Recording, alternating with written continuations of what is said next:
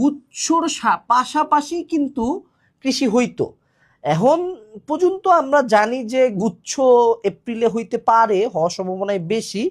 যদি গুচ্ছ কাল সকালে চিন্তা করে বা এক সপ্তাহ পরে চিন্তা করে যে না ভাইয়া সবাই মারতেছে, আমি কেন মারবো না, আমিও 2টা থাপড় দিই, তাইলে তো ভাইয়া আর কিছু বলার নাই।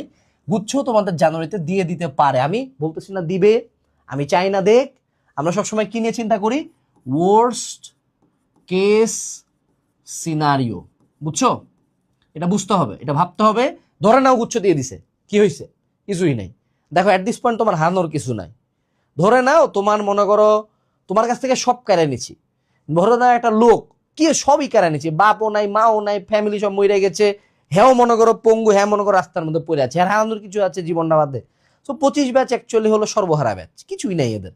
এদের অ্যাকচুয়ালি রেজাল্ট থেকে শুরু করে মেন্টাল পিস থেকে শুরু করে সবই কেড়ে নিচ্ছে। তো অহন এই কাইরে নেওয়া অবস্থায় কি করতে পারো? গুচ্ছ যদি ওই মানে মোটামুটি জানুয়ারি টাইম লাইনে হয়, কিছু করার আছে? কিছু করার নাই।